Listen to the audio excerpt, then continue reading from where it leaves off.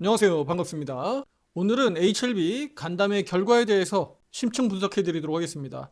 FDA 재신청 사실상 불가능해진 거 아닌지 오늘 강조 드릴 거고요. 그리고 투자자 여러분들이 어떻게 대응하는 게 좋은지도 오늘 영상을 통해서 말씀드리도록 하겠습니다. 구독, 좋아요, 알림 설정 잊지 마시고요. HLB뿐만 아니라 다양한 종목들의 화살표 매매 신호 타점들을 보시고 투자 판단하는 데 도움되었으면 좋겠습니다. 자, 결국 우리 HLB 이 가격까지 내려온 상황에서 진양군 회장이 나서서 해명해야 된다라고 제가 강조드렸었는데 결국 간담회를 개최했습니다. HLB는 간암치료제, 담간암치료제라는 굵직한 파이프라인을 보유하고 있지만 FDA 허가 일정 지연에서 CMC 이슈가 발목 잡으면서 결국 주가는 하염없이 흘려내렸고요. 최근 36,000원에서 브레이크가 작동했습니다. 그 과정에서 보면 그동안 HLB가 1차, 2차, 3차 신청 과정에서 저는 분명히 중국 항서제약과의 관계성, 또 미중 간의 갈등 속에서 우리 HLB가 항서제약의 제조시설을 두고 있다는 점에서 계속 우려했습니다. 이것은 1차 때부터도 그랬어요. 그런데 그런 부분들을 우리 HLB 측에서는 그렇지 않다라고 반박만 했죠. 하지만 결과적으로는 CMC 시설 문제 가지고 지금까지 이렇게 온 겁니다. 자, 그럼 이번 간담회에서 나왔었던 내용들 재해석해보면요. 진양곤 회장이 앞서 2차 신청 과정에서 문제 파악이 제대로 되지 않았다는 것을 증명했습니다. 문제 해결됐다, 간단한 문제다라고 얘기했던 것과 달리 문제 파악이 전혀 되지 않은 상태에서 진행된 점이 이번 간담회에서 확인됐습니다. FDA가 단순 사안으로 여겼던 부분을 근본적인 문제로 지적하면서 결국 경험이 부족했던 것도 드러났어요. 이는 단기적인 신뢰 타격을 주었고, 이는 주가 하락에 그대로 나타나면서 부정적인 영향을 미쳤고요. 투자 심리에 큰 타격을 주었습니다. 주요 핵심 내용은 속도보다 확실한 승인에 중점을 두겠다면서 FDA 요구한 최소 3개월, 6개월치 데이터를 확보하겠다라고 말했습니다. 그리고 저는 더 중요한 건 이 데이터를 공개하지 않을 가능성이 높다고 보고 있어요. 그래서 앞으로 3개월치인 9월달 그리고 6개월치인 12월달 데이터와 관련된 소식들을 듣기는 좀 어렵지 않느냐, 공개할 가능성이 저는 없다고 보고 있습니다. 지금까지 HLB의 행태를 볼 때 추후에 FDA 재신청이 확실해질 때 다시 언급하고 나설 가능성이 높다고 보고 있습니다. 그렇다면 재신청과 관련된 소식을 언제쯤 들을 수 있을까요? 일단 올해는 넘어갔죠. 6개월치까지 데이터를 받아들었을 때가 12월 달이니까요. 그리고 12월 달이나 1월 달은 FDA도 복잡한 일 안 하거든요. 연말 연초에 누가 일을 열심히 하겠습니까? 그렇다면 올해 4분기 실적 발표하는 시기, HLB에겐 2월이죠. 또 1분기 실적 발표 시기, HLB에겐 5월일 겁니다. 이 시기를 제가 가정하는 것은 컨퍼런스 콜이라든지 아니면 지금처럼 간담회를 할 수밖에 없는 상황들이 있기 때문에 진영곤 회장이 모습을 드러낼 수밖에 없는 겁니다. 따라서 빨라야 내년 2월, 좀 늦어지면 내년 5월 정도가 되지 않을까. 그렇다면 수개월을 그냥 마냥 기다리는 것이 좋은 것인지, 아니면 다른 기회비용을 창출해서 수익을 낼 것인지는 투자 여러분들의 판단에 달렸습니다. 저는 올해도 4월부터 주가 지수를 바라보면서, 순환매를 바라보면서 HLB를 대체할 종목을 말씀을 드렸고, 그 순환매를 잘 따라다니셔야 HLB가 올라가지 않을 때 상대적으로 수익을 만들 수 있다라고 강조드렸습니다. 그게 올해 7월 달까지 이어졌던 겁니다.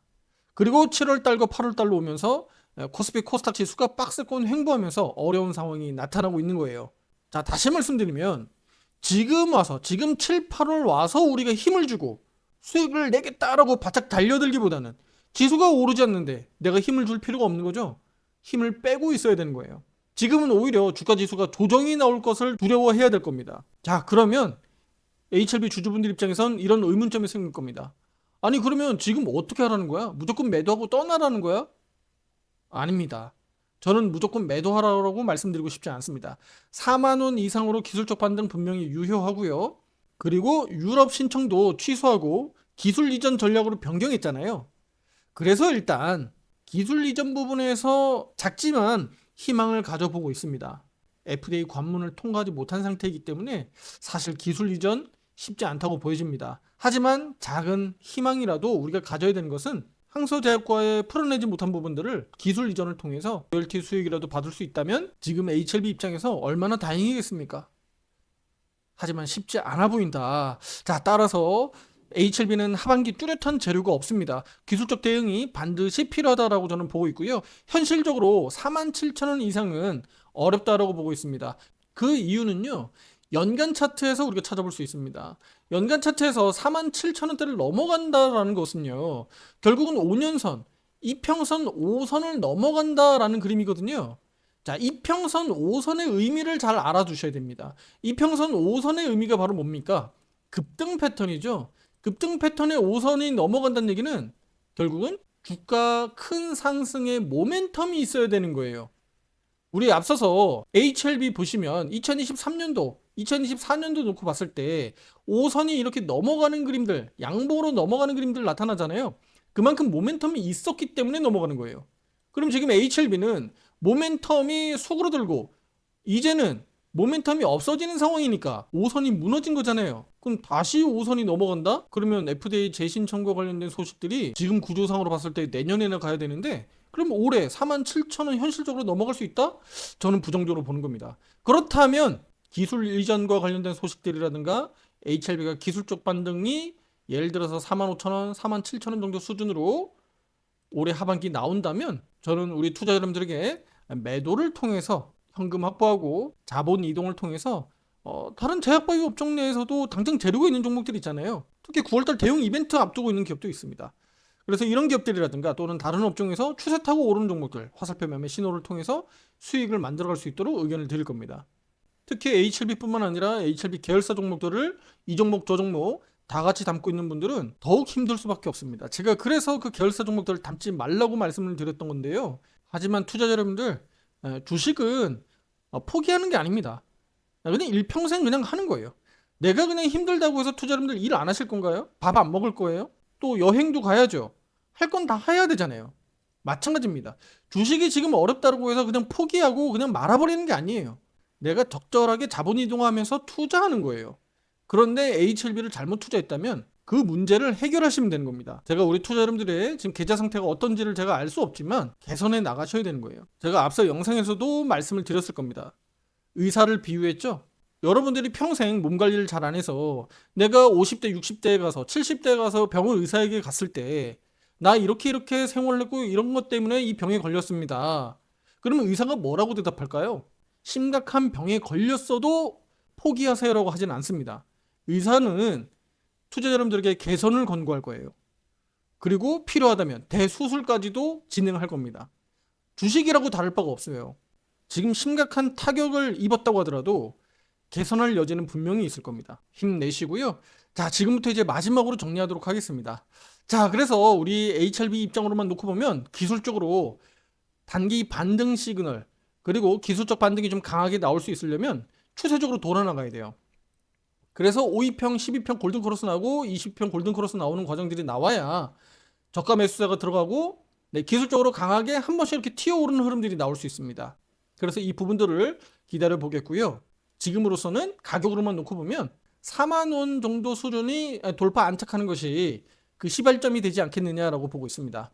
자, 오늘 말씀드렸던 부분들 핵심 3가지 포인트 말씀드리겠습니다. 첫째, FDA 확실한 허가 전략을 위해서 HLB는 빠른 신청보다 확실한 데이터 확보에 집중하겠다라고 밝혔습니다. 결국은 기간적으로 늘어진다라는 것이고 올해는 넘긴다. 그래서 빠르면 내년 2월에서 5월 정도까지 가야 되지 않겠느냐라고 보고 있습니다. 자, 두 번째, EMA 신청 지연에 따른 기술 이전을 고려하고 있다. 하지만 저는 쉽지 않을 것으로 보고 있으나 신락 같은 희망이라도 우리는 이곳에서 찾아보자. 자, 셋째, 엘레바의 리라프그라티닙 NDA 차선책으로 주가 모멘텀 전환 가능성은 있는데 이것 역시 일러야 내년 여름이기 때문에 내년 중반 이후에나 기대해 볼 수 있다라고 말씀드리겠습니다.